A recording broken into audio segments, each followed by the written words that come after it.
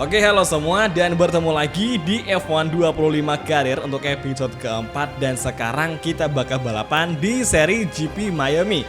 Dan khusus GP Miami kita bakal pisah karena untuk Miami ada sprint dan juga main race event. Nah, sekarang kita bakal ngelakuin hal-hal yang perlu dilakuin di sini sebagai seorang manajer, yang utama yaitu owner training, pelatihan untuk manajer kita. Nah, sekarang gue bakal coba ngelakuin ini, dimana kita perlu menempatkan aktivitas-aktivitas yang akan kita lakukan di beberapa waktu ke depan. Kita bakal coba tempatin otomatis sesuai dengan arahan dari gamenya langsung. Ya, secara simpelnya sih bisa gue bilang merupakan sebuah improve skill untuk manajer kita, bagaimana cara nanti menangani bagian development, kemudian pencarian sponsor, dan juga bagaimana membentuk sebuah grup atau tim yang sangat solid. Jadi itulah fungsi dari owner training. Nah, karena sekarang owner training udah, maka kita bakal beralih ke bagian atau sektor engineering, dimana kita bakal mencoba tuh ngeriset dulu part yang akan kita kembangkan. Nah, di sini kita bakal coba untuk ngambil keputusan berdasarkan rekomendasi gamenya. Kalau risetnya udah kelar, kita bakal alihkan ke pengembangan. Jadi riset kita kembangkan, kalau udah dikembangin maka kita bakal aplikasikan ke pembalap-pembalap kita, ke mobil dari pembalap kita, entah itu si Maloney atau mungkin Victor Martin. Nah, sekarang kita masuk di development. Jadi riset yang udah selesai kita kembangkan lagi di sini. Nah, ini ada di bagian aerodinamik, tepatnya di secondary wing flaps. Oke, jadi kita kembangkan hasil riset yang udah kelar. Dan juga bagian sasis kita kembangin sekalian ya. Jadi kita nggak perlu nunggu waktu. Yang penting poin kita untuk pengembangan itu ada. Nah, kalau pengembangan sudah selesai, kita alihkan ke assign upgrade. Jadi hasil pengembangan yang udah selesai kita bakal aplikasikan ke mobil salah satu pembalap kita, antara Maloney sama si Martin. Dan di sini gue baru tahu ternyata hasil pengembangan yang udah kita kembangin barusan itu kita nggak bisa aplikasiin langsung kepada kedua mobil pembalap kita. Jadi kita harus pilih di antara salah satu mereka. Jadi kita harus pilih antara si Maloney sama si Martin untuk kita aplikasikan hasil pengembangan yang barusan aja selesai. Performa mobil di antara mereka juga bisa kita lihat di sini, dari durabilitas hingga performa powernya. Nah, di sini kalau urutan dari tim kita itu ada di urutan kelima. Jadi bisa dibilang kalau kategori performa kita ada di papan tengah untuk tim yang berlaga di F1 musim ini. Sesuai janji, di sini gue bakal menggunakan tingkat kesulitan atau difficulty di level 90%, karena di level 87 kemarin kita masih bisa menang dengan cukup mudah. Sekarang apakah bakal bisa berlanjut atau mungkin justru sebaliknya? Wah, seru nih. Kalau kemarin kita udah balapan sama si Sunny Maloney, dan sekarang kita bakal pindah lagi ke Victor Martin supaya imbang hasilnya. Let's go.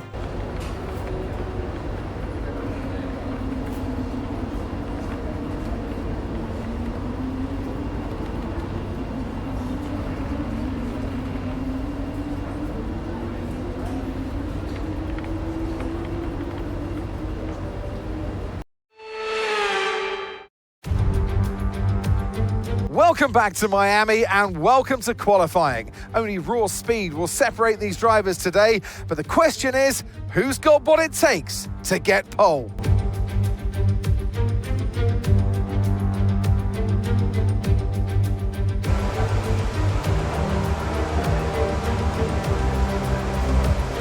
Oke guys, sekarang sesi kualifikasi sedang kita langsungkan. Kita melewati jalur di bawah flyover dan sekarang tikung ke arah kiri dan sampai di sektor ketiga akhir, dan ini merupakan sektor di atas terakhir untuk kita nge-push membawa mobil Xenon F1 Team. Jadi buat yang kemarin nge-request timnya ganti nama sponsor bang, oke siap, sekarang kita menjadi Xenon F1 Team, semula merupakan Indonesian F1 Team.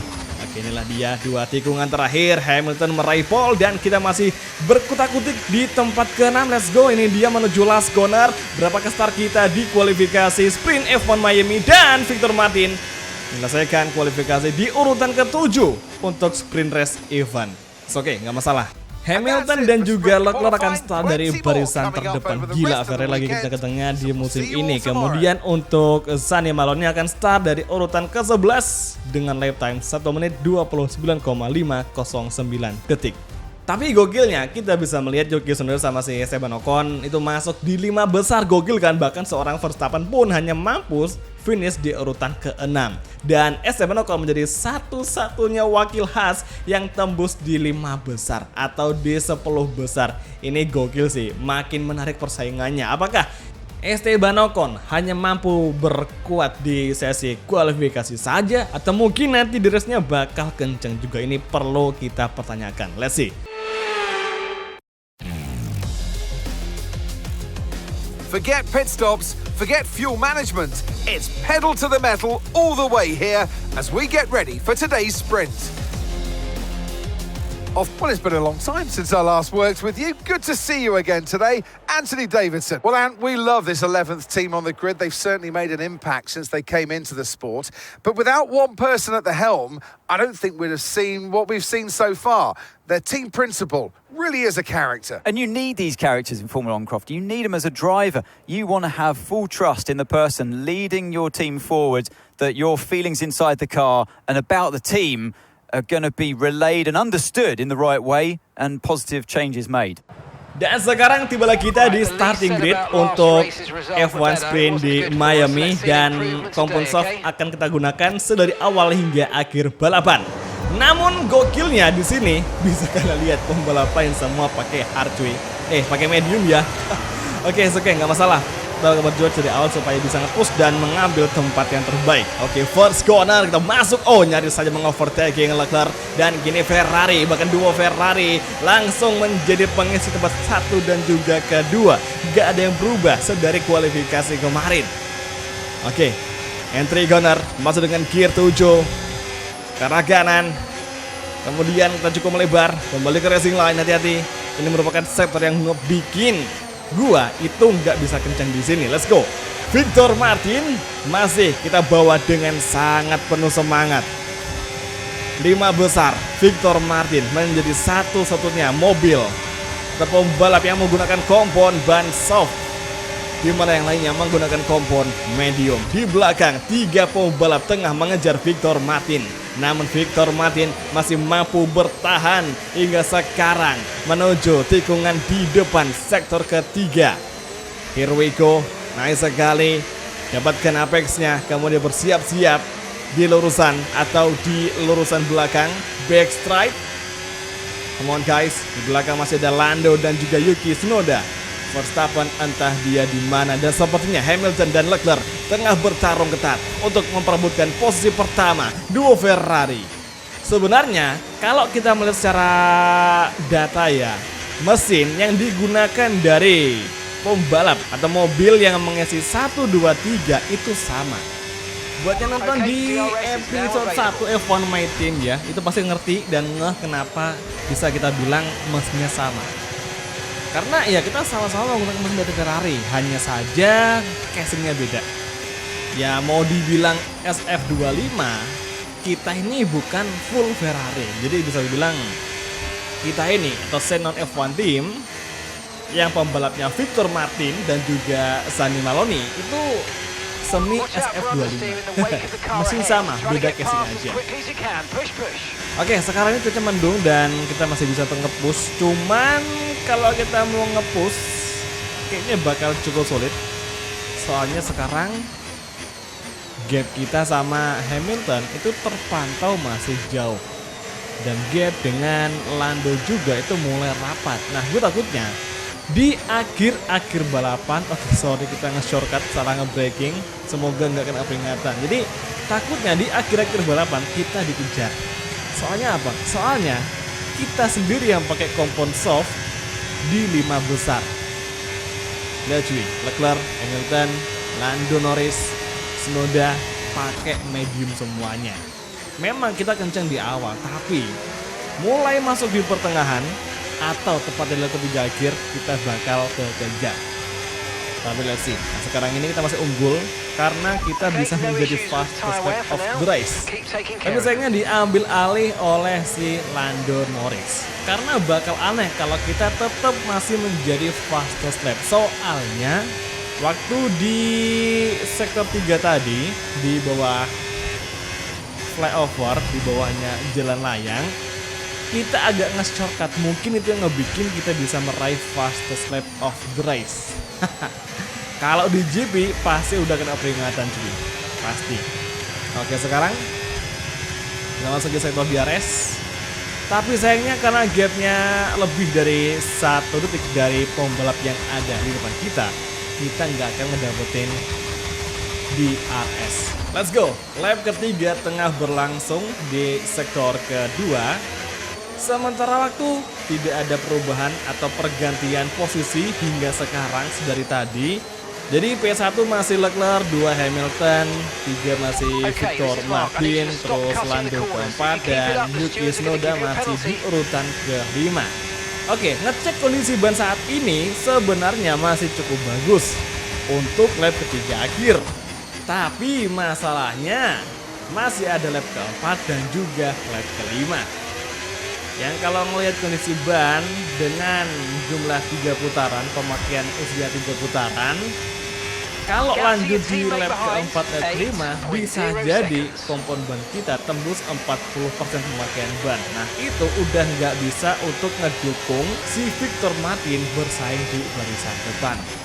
Namun, misal Lando race pace-nya enggak kenceng, kita masih aman. Cuma masalahnya juga sekarang, Lando Norris itu lagi kenceng-kencengnya.